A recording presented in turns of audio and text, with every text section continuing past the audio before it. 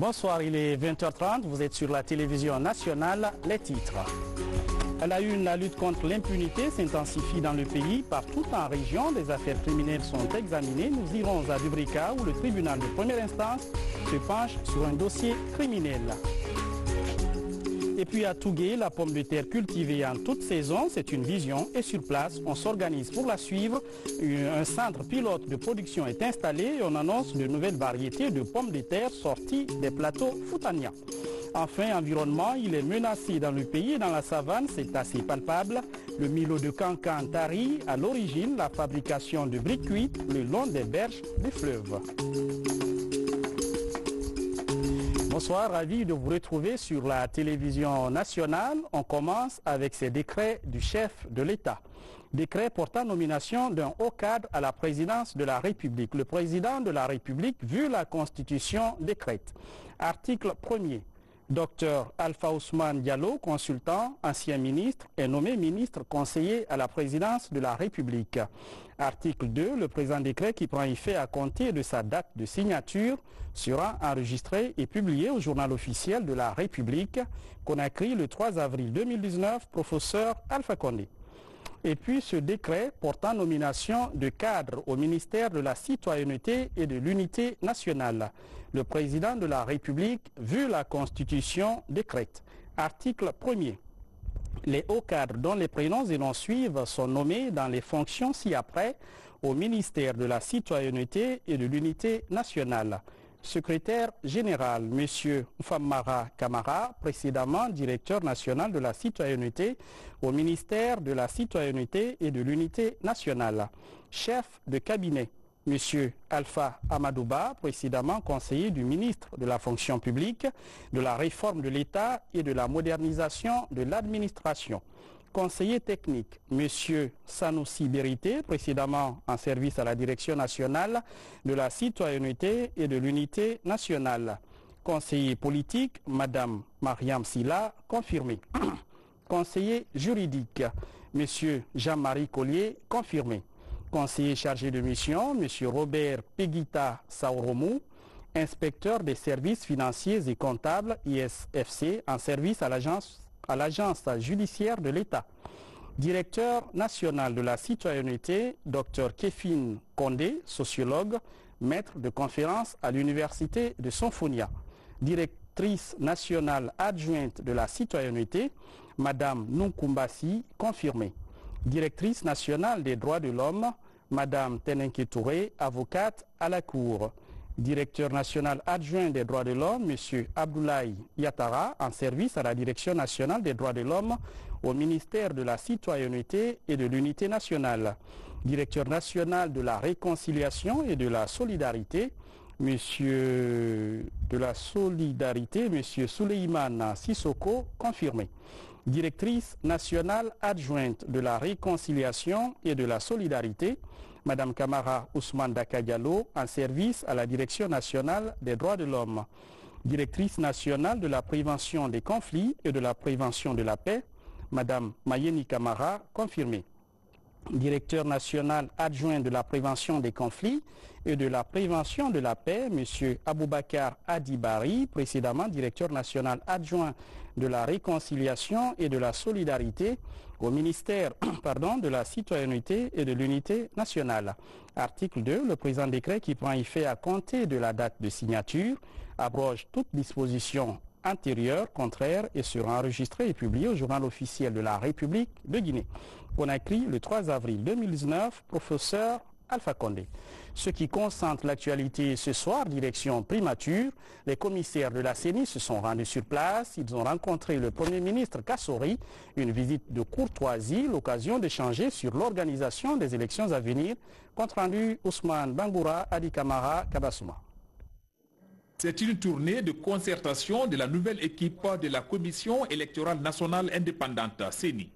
Déjà, les actions préparatoires sont entreprises par l'institution pour une meilleure qualification du processus électoral en Guinée. D'où cette visite chez le Premier ministre Dr Ibrahima Kassourou Fofana en vue de poursuivre la recherche des consensus global auprès des acteurs. Nous avons entamé cette visite de courtoisie ce matin pour présenter la jeune équipe de la CENI mais également aborder un certain nombre de thématiques que nous avons discutées avec les acteurs politiques et de la société civile. Et nous avons trouvé une oreille attentive, nous nous sommes confiés, nous avons exposé nos problèmes et promesse nous a été tenue de le revoir et de continuer le plaidoyer que nous avons fait auprès des acteurs politiques pour l'utilisation de la technologie dans les élections, pour le choix des membres de nos démembrements à l'intérieur du pays, ainsi que sur le financement des activités de la CENI. Cette démarche de la CENI vise à améliorer le système électoral en République de Guinée. Pour le Dr Ibrahima Kassourou Fofana, ce dialogue franc et direct entre acteurs devrait permettre d'organiser des élections libres, transparentes et apaisées. Dans l'indépendance de votre travail et dans la liberté qui accompagne cette indépendance, nous ne pouvons que vous écouter et vous accompagner. Et vous aussi, vous ne pouvez qu'écouter les acteurs et bâtir un consensus à partir des vœux des uns ou des exigences des autres. Si ce consensus est obtenu sur ce qu'il y a à faire, ça vous donne le terrain de déterminer ou de proposer des délais raisonnables de travail pour les prochaines consultations électorales. Tout cela par voie de concertation. Tout cela dans la recherche du consensus. Il vous appartiendra de vendre l'idée d'utiliser la technologie et de mettre tout le monde ensemble sur les conditions d'utilisation pour qu'elle soit jugée crédible et acceptable par tous. Pour moi, la paix n'a pas de prix. Et tout ce qui peut concourir à consolider la paix dans ce pays, y compris le processus électoral ou l'instrument qui favorise ce processus, nous y accordons du prix. Nous restons à votre écoute dans les limites des possibilités. Vous êtes partie intégrante des priorités du pays en termes de dépenses publiques. Ce programme de prise de contact, initié par la Commission électorale nationale indépendante, va se poursuivre au niveau de tous les acteurs impliqués dans le processus électoral en Guinée. On va s'arrêter à New York pour parler d'une rencontre sur les opérations de maintien de la paix des Nations Unies. L'accent est mis sur les actions à entreprendre pour le maintien de la paix. Plus de 100 délégations prennent part aux travaux. Compte rendu de Fatmata Samoura, notre correspondante aux États-Unis.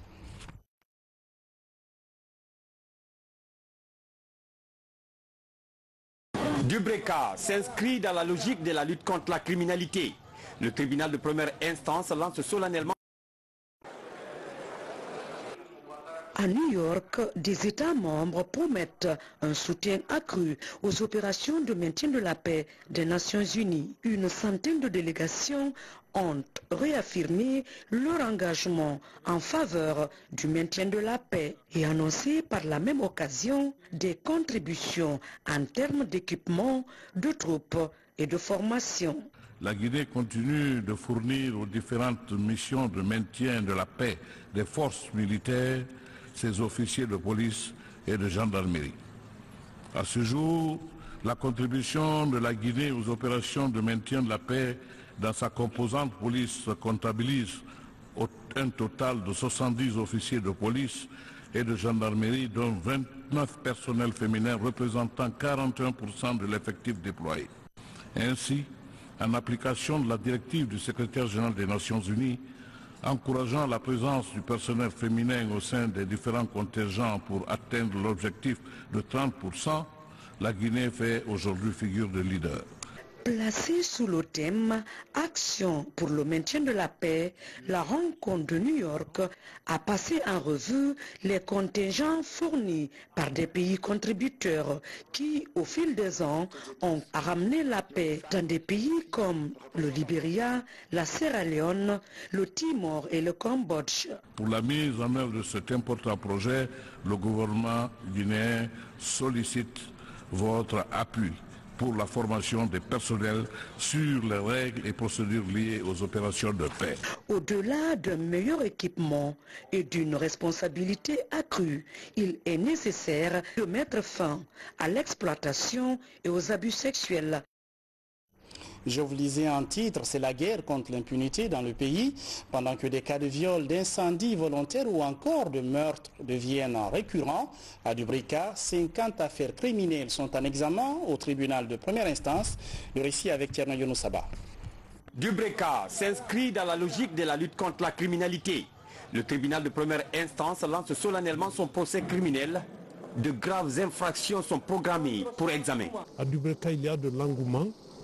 Et la population est très satisfaite du fait que ces audiences criminelles soient tenues maintenant, dans la mesure où, avant aujourd'hui, ces populations étaient obligées, ceux qui ont les moyens, de se rendre à Kindia ou à Conakry pour suivre les différentes audiences criminelles.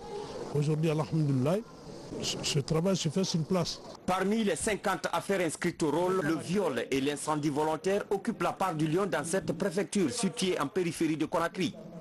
Le procès qui suscite une forte adhésion de la population s'ouvre sur 5 dossiers. Nous souhaiterons que ces audiences se tiennent dans de très bonnes conditions et que les juges qui sont chargés d'appliquer la loi soient tous impartiaux. C'est ce qui fait la valeur de la justice.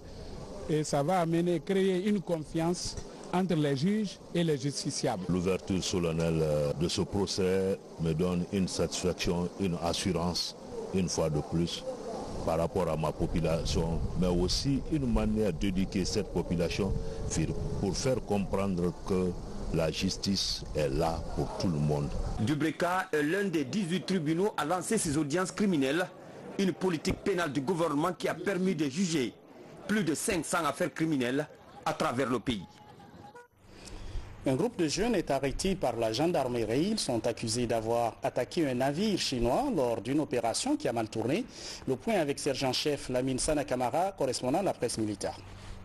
Ce groupe de présumés brigands serait spécialisé dans le coulage pétrolier. Dans la nuit du lundi 28 au mardi 29 janvier dernier, ils se seraient attaqués à un navire chinois venu approvisionner la société Tiangui, attaque au cours de laquelle un Chinois a trouvé la mort. Après plusieurs jours d'enquête, ils ont été arrêtés par la brigade de recherche de la gendarmerie maritime. Nous avons ouvert une enquête autour de la situation et nous avons posé des actes de procédure qui nous ont permis en fait à interpeller les 4 des 6 présumés auteurs. Ils ont trouvé le Chinois du nom de Lan Junxing qui était de faction à bord du navire.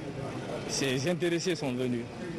Ils ont accosté leur embarcation et 3 d'entre eux sont montés à bord du navire. Ils l'ont ligoté. Ils ont fait l'opération en prenant 10 cartons de gants qui permet aux membres de l'équipage, puisque le navire cargo venait apporter des équipements au navire de pêche qui appartenait à la société Tiangui. Et ils ont pris également des bouteilles de gaz et des raccords. Kunci mun shiga sare nan shode wato mun va shiga bateau ma mun va te bateau ku sono mun si person nan na misalan na kunci ku misalan na bateau ku shino na fa sono atos ti mun va tos ba ya sono mbore famina gambra fa ko ni shu sono fe mun are ko na mun tan shino fa.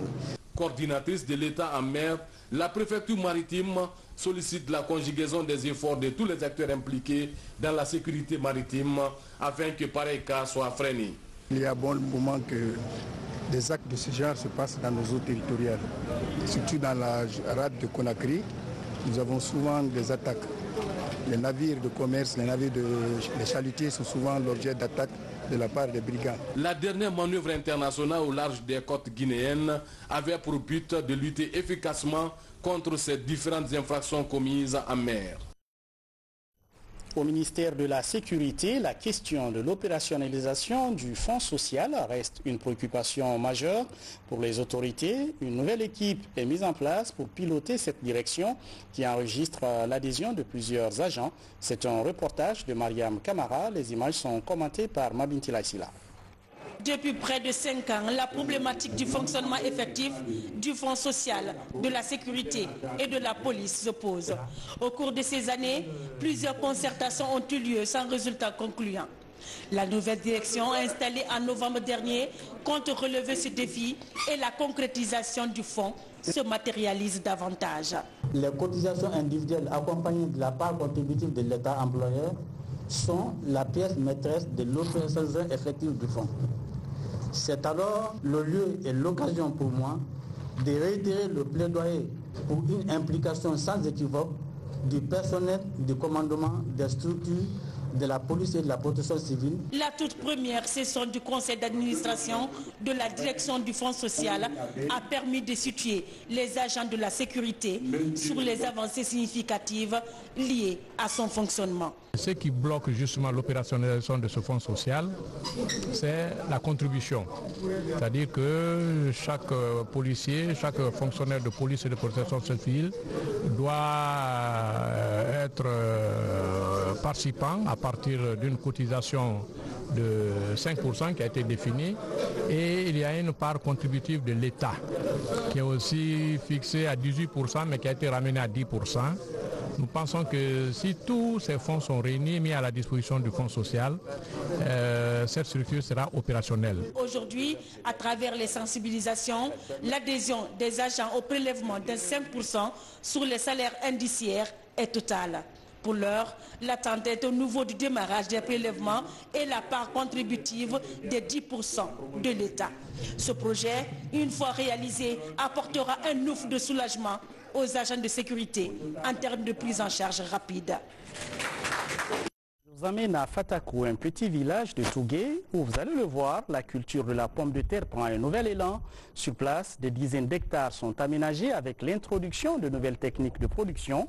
Objectif de la campagne, cultiver en toute saison la pomme de terre. Témoignage en images dans ce reportage de Fodé Camara. À Fatako, le succès des nouvelles variétés de pommes de terre sort des frontières du district de Ndouka. Pour cette journée porte ouverte, cette petite bourgade de Tougué accueille des invités venus de tous les horizons. Ici, à cause de la dégénérescence des semences, la culture de la pomme de terre était en perte de vitesse. Depuis 2011, le professeur est en train de soutenir l'agriculture. J'ai trouvé ici vraiment, ils ont fait beaucoup des hectares de pommes de terre. Ils sont bien organisés. Importées de la France, ces semences si convoitées ont été introduites à Fatako par Kerno Boubacar Kalo, le président de l'Union des groupements agricoles de Sumbalako. En 2015, on est venu ici commencer avec les producteurs de la zone parce que c'est des gens qui ont commencé la production en même temps que Sumbalako. Mais ils avaient vraiment pris du retard. En 2015, on est venu ici avec des semences de Triscalia envoyées par M. Kalo, près de 200 kilos qu'on avait semés sur une superficie d'environ 400 mètres carrés à peu près. Et aujourd'hui, on est autour de 10 hectares de pommes de terre avec des rendements qui tirent entre 25 et 30 tonnes à l'hectare. Et pour la preuve que ce qu'on est en train de dire, c'est la réalité, il y a 2 jours, un camion remorque est venu embarquer entre 21 et 25 tonnes de pommes de terre ici en Ndouka. Constitué d'une frange importante de femmes, les groupements agricoles de Ndouka pratiquent la rotation des cultures. Après la pomme de terre et la tomate, le riz est cultivé en saison pluvieuse. Une culture vivrière soutenue par l'initiative présidentielle de fertilisation des sols et de mécanisation agricole. L'agriculture, c'est les engrais, c'est les bonnes semences et c'est les appuis techniques. Antérieurement, donc, les producteurs d'ici souffraient du manque d'engrais parce qu'on a vu un sac d'engrais se vendre jusqu'à 350 000. Et grâce aux efforts du président Alpha Condé, maintenant, tous les paysans achètent sur place le sac à 135 000. L'autre innovation est le système d'irrigation goutte à goutte introduit dans ces périmètres. Un système qui nécessite moins de main-d'œuvre et utilise l'eau de façon parcimonieuse pour éviter le gaspillage. Au même moment, le gouvernement apporte un soutien au projet d'insertion des jeunes et des femmes en milieu rural. La campagne est lancée à Bofa par le ministère de la Jeunesse. Il est prévu la construction prochainement d'une unité de saponification dans la commune rurale de Koba avec l'appui de l'UNICEF, lancé Kamisoko Diamokaba. La commune rurale de Koba est la zone pilote du programme d'appui au développement rural en Guinée parmi les 40 communes de convergence. Pour cette étape, elle bénéficie d'une unité de saponification avec un délai d'exécution de 3 mois. L'infrastructure employera 100 jeunes et femmes issus de Koba et villages environnants. Les activités sont pilotées par le ministère de la Jeunesse. Nous sommes venus poser la première pierre de la construction d'une unité de saponification pour permettre aux braves populations de Koba, aux femmes, aux jeunes, justement d'avoir des revenus et des emplois en vue d'améliorer leurs conditions de vie. Ce projet est une initiative du président de la République dans le but de renforcer l'autonomisation des femmes et des jeunes dans leurs communautés respectives. Dans sa réalisation, le gouvernement bénéficie du soutien financier de l'UNICEF. Donc le projet représente un cycle et il y a des droits des enfants au niveau de survie, l'hygiène, ça aide énormément. Au niveau de nutrition, il y aura des écoles, les projets des écoles ici. Tout ça c'est un cycle jusqu'à la jeunesse effectivement pour donner aux jeunes l'opportunité de rester et contribuer encore au cycle des autres enfants qui viendront après et représentent la vie de la communauté ici en général. C'est vraiment dans l'esprit de la collectivité et de l'avenir de cette commune. Dans sa démarche de faire de Koba un modèle de commune de convergence, un panel de réformes est engagé dans cette localité, dont le recensement de tous les enfants de 0 à 5 ans, ainsi que l'identification des femmes en état de famille. À l'échelle nationale, ces mesures vont permettre à l'État de maîtriser les statistiques de la population guinéenne. Restons direction Fouta, direction Labé, à la rencontre d'un entrepreneur. Il fait parler de lui pour son inspiration dans la fabrique des pompes à eau. Son unité de production est baptisée FAPEL et avec son équipe, il se fixe le défi de lutter contre les maladies épidémiologiques en milieu scolaire. Reportage sur place de notre correspondant vidéo, Sarafline Diallo. Ces images sont commentées par Alpha Isiagaba. 40 ans, Agibou Bari se distingue dans la fabrication des pompes à eau dans la cité de Karamoko Alpha Molabé.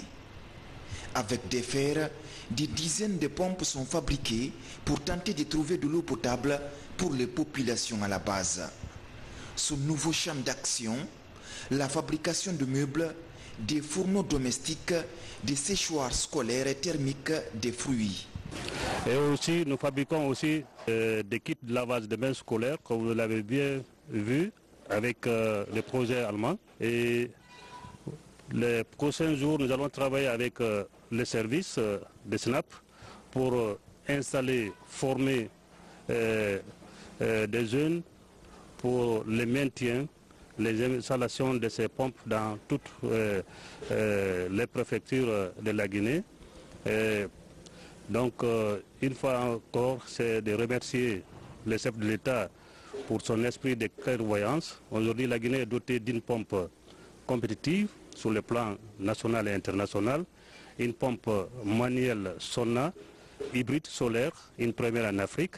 Mieux, Agibou Bari contribue à la lutte contre les maladies épidémiologiques en milieu scolaire grâce à l'invention des stations de lavage de mains déjà installées dans les écoles des régions administratives de Labé, Kankan, Mamou, Farana et ici à Kouroula. Ce n'est même pas des kits de lavage de mains, mais c'est bien des stations de lavage de mains. Donc une innovation encore faite par un fils du terroir, Agibou Bari de FEPAL. Donc c'est pour autant dire que aujourd'hui c'est un grand jour pour le système éducatif guinéen. On a visité des écoles à l'Abbé. On a une satisfaction là sur le départ et sur le démarrage du projet avec un outil qui est intéressant pour laver les mains de entre 15 et 20 personnes à la fois. Donc ça permet de gagner du temps. Diplômé en ingénierie du génie civil, Agibou Bari est aujourd'hui un espoir pour de nombreux jeunes du pays et attire plusieurs visiteurs dans son atelier. Le président de la République ne lui manque pas son soutien. Récemment, il s'était lui-même rendu sur son site pour toucher du doigt son savoir-faire. Je vous le disais en titre, le Milo de Cancan est fortement menacé. En cause, la fabrication de briques cuites sur les berges du fleuve. Conséquence, instabilité climatique dans la région, selon les experts, où les forêts urbaines et périurbaines sont régulièrement agressées. Sous l'œil impuissant des autorités de la région, le ministre de l'Environnement s'est rendu sur place pour tenter de mettre fin au phénomène. Reportage de Mamadou Alpha Baldé, notre envoyé spécial à Cancan. Le long du Milo, des fours à briques prospèrent un peu partout et l'ensablement du fleuve semble inarrêtable dans le Nabaya. Un peu plus loin, la forêt périurbaine de Berekina, elle, est classée depuis les années 30 et s'étend officiellement sur 102 hectares. Aujourd'hui, le site est envahi par des occupants peu respectueux de l'environnement. Les feux de brousse sont fréquents dans la région, un cocktail de problèmes qui affecte dangereusement la santé environnementale déjà fragile dans cette partie du pays, plus que jamais menacée par l'avancée du Sahel. Vous l'avez constaté, les gens qui confectionnent des briques tout au long, l'environnement est en train de se dégrader. Donc, une bonne partie des surfaces réservées pour Cancan, n'est-ce pas, seront sur le long du lieu. Et après, il y a la rentrée de la forêt également. La rentrée est déjà complètement attaquée. J'ai vu des garages installés par-ci, par-là, des terrains de proximité qui s'installent. Donc, il faut mettre fin à tout ça.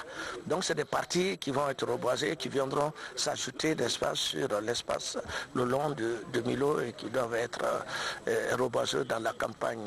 La Guinée. Des perspectives sont annoncées par exemple dans le domaine de la coopération parlementaire, notamment avec la Turquie. Et on a parlé bien sûr sur les relations entre la Turquie et la Guinée et ce qu'on peut faire pour augmenter le volume des relations entre les deux parlements, donc le Parlement de Guinée et le Parlement de Turquie.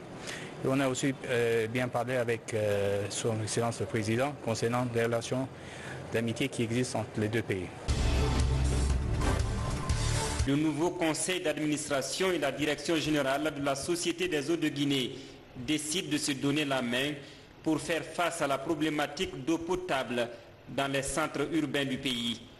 C'est l'une des conclusions de la première rencontre cette semaine. Le secteur a besoin de fonds beaucoup plus massifs pour inverser la crise d'eau, pour améliorer la qualité du service, parce que notre budget, il repose essentiellement sur la vente eau. Tous nos produits viennent de la vente eau, nous n'avons aucune autre ressource. La remise de ces attestations est le couronnement de 3 années de formation en management de communication et de leadership pour certains. D'autres sont congratulés après plus de 2 décennies d'engagement dans l'œuvre de Dieu. Pour cette distinction honorifique, les membres de l'Association des scouts de Guinée réaffirment leur disponibilité dans la société. L'engagement scout qui est la promesse, c'est que vous preniez un engagement face aux hommes et face à Dieu pour vivre le scoutisme pour toujours. On est scout pour un jour, scout pour toujours. Voilà, c'est tout pour les infos. Merci de nous regarder à Trècheville, Marcory et partout à Abidjan. L'info continue sur notre site rtgcoloma.info. Bonsoir et restez fidèles à la télévision nationale.